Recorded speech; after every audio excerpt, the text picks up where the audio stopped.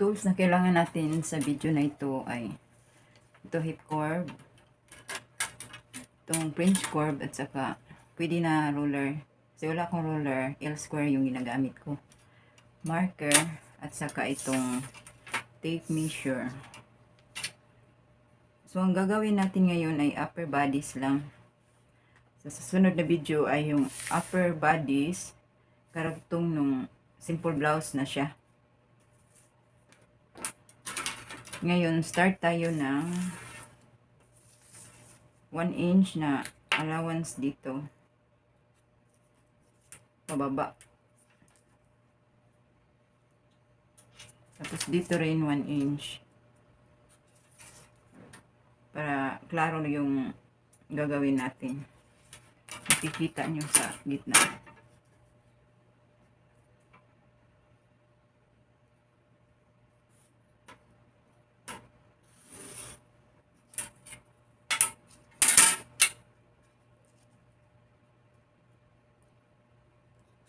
Lagyan natin ng marker. Yan yung boundary natin. Ito, pwede natin gawin ito na button allowance. Pero yung simula sa sukat is dito sa linya na to. Tapos kukunin natin yung sukat ng bust point. Ang gagawin natin ngayon na sukat, ang gagamitin natin ay medium. So, ang medium, yung karaniwang bust distance, bust length is 9.5. So, lagyan natin ng marking sa 9.5. Tapos, yung pinaka-standard niya na figure is 14.5. 14.5. 14.5. Kapag small, medium, yung meron siyang mga standard na bust distance at front figure. So, kung small at saka medium, tandaan nyo yan kasi pointers ito. Baka, kung small at saka medium yung sukat, standard size niyan sa bust distance is 9.5 at saka sa figure is 14.5. Tandaan nyo yan kasi pointers yan. Standard na sukat na karaniwan lang magbago. Yung 9.5, lagyan natin yan ng lines.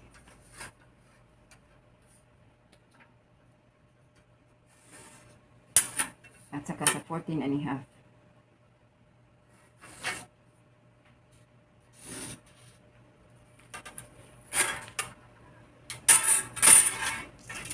Tapos yung shoulder sa medium is 14.5.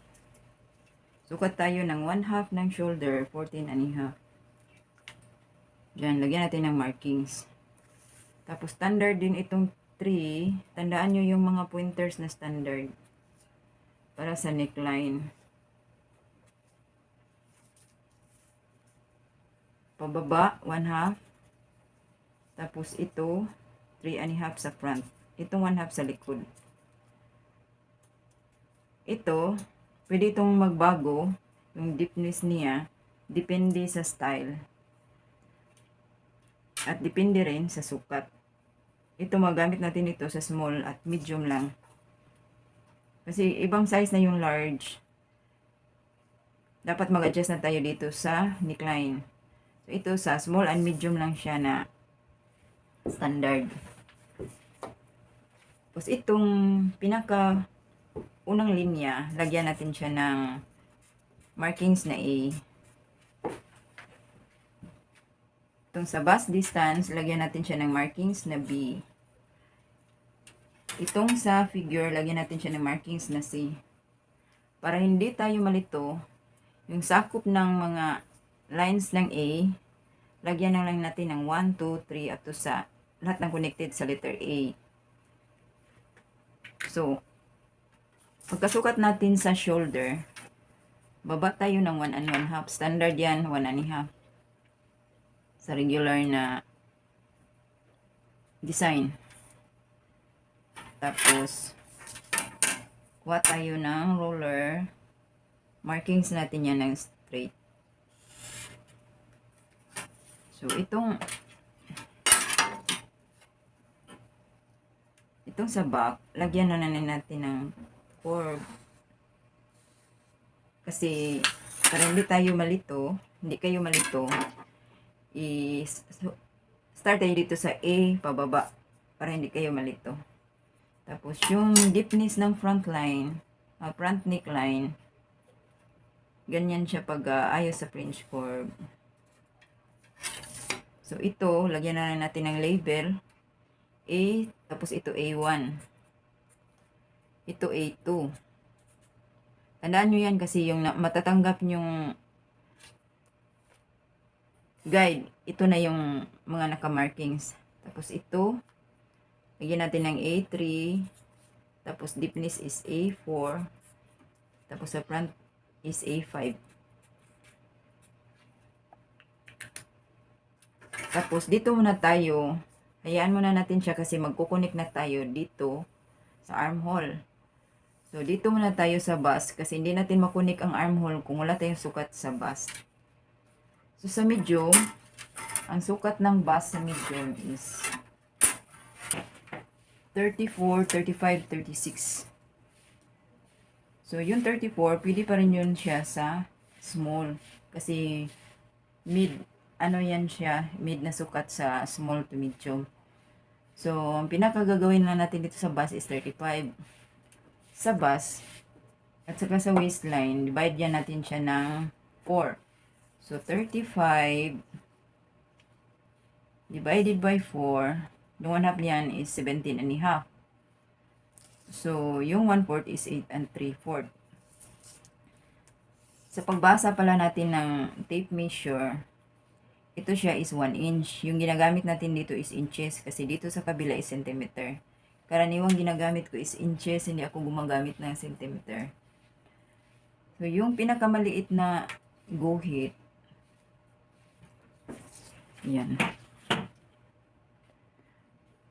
1, 2, 3, 4. Yan ang 1/4. 5, 6, 7, 8. 1/2 na yan. So, ang isang inches, divide siya sa dito sa tape measure ng 16. So, lalabas na ang isang guhit is 1/16. So, bilang tayo ng 4 na guhit, saka yan siya mag 1/4. Ito yung 1/4. So, yung bilang na naman natin ng 4, ito siya ang 1/2. Bilang tayo ng 4 din na maliit, ito ang 3/4. Bilang na naman tayo ng 4, magiging 1 inch na siya dito sa 2. So, yung gagawin natin is 1/2 ng 35. So, divide natin ang 35 ng 2 is 17 and a half. 17 and a half, divide natin siya ng 4, magiging 8 and 3/4. So, 8 and 3/4 yung ilalagay natin dito ang sukat. Sakto lang siya sa pinakadulo.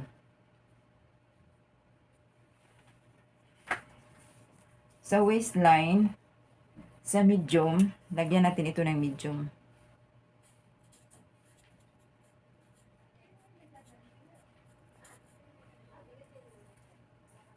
Ito sa waistline, sukat tayo ng 1/2 sa medium. So, karaniwang sukat sa medium is 27 to 28. Kasi sa small is 25 to 26. Alam na yan ng mga mamshi kasi nakatalakay na tayo dyan sa messenger. So, yung 1/2 ng 27 is 13 and a half. 1/4 ng 27 and a half, it 6 and 3/4. So, 6 and 3/4 plus 1 inch yan kasi may dart tayo. So, magiging 7 and 3/4. Tapos, yung bust distance ng medium is 7. 7, divide natin ng 2 is magiging 3 and a half. So, yung 3 and a half, dyan tayo markings para sa dart. Pati rin dito sa bust is 3 and a half. Dyan. Tapos yung ginawa nating additional para sa dart is 1 inch. Hatiin natin yan. 1 half, 1 half. Ganyan. So, yung markings natin sa waistline is ito. Sa bust is ito. Karaniwang sukat sa medium, standard yan na armhole is 17. So, sa armhole, steady muna natin yung mga markings. Dito muna tayo magdugtong sa shoulder. Straight natin siya pababa. Deepness is 4 and a half.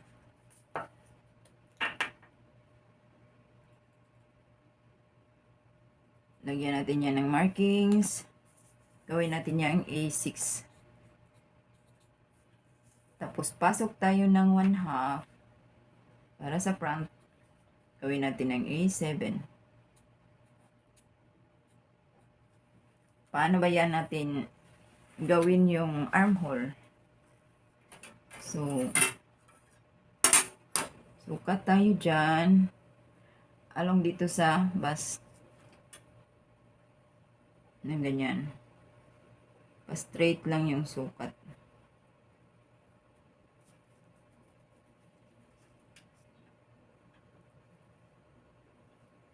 Kapag karaniwang medyo minsan papasok tayo dito para ma-form yung armhole. Pasok tayo ng kunti. Tapos sukatin natin yan. Kunin natin ang 17. Ganyan siya. Kalahati ng 17 is 8 and a half. So, dapat hindi siya magsaktong 8 and a half. Kasi meron pa tayong allowance para sa front. Dapat pasok yung armhole sa front. So, ganyan. Mga 8 and 1/4. Markings tayo.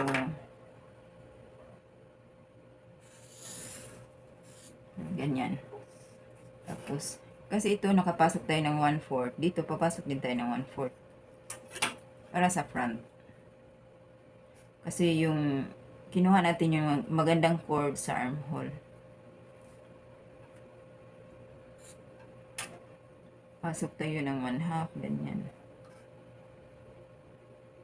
Kaya kailangan natin itong French curve para makuha natin yung magandang curve sa armhole. Kailangan pag matapos yan, lalabas yung 17 na sukat. Ganyan. 8 and 1/4. Yan, 17 siya.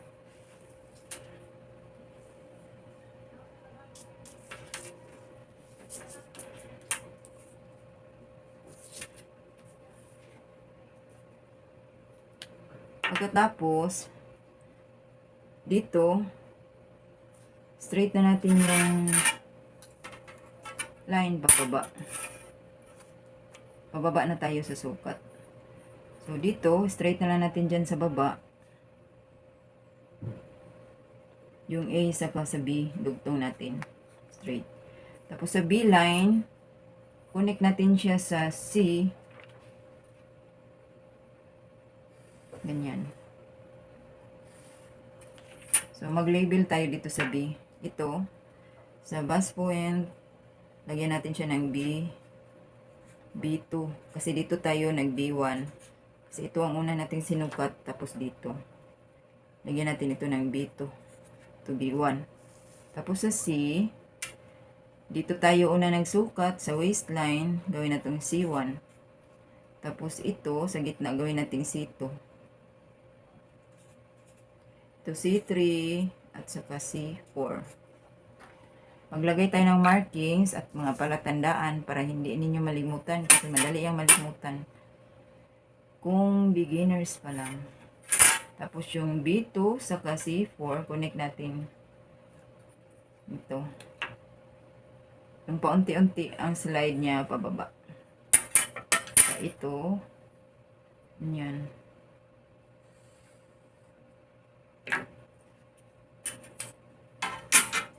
Yan lang muna sa ngayon. Tapos yung pinaka-center, pwede na yung hindi natin i-markings. Sa paglipat natin ito sa tela, i-discuss din natin para hindi kayo malito. Yan lang muna sa ngayon. Paalam.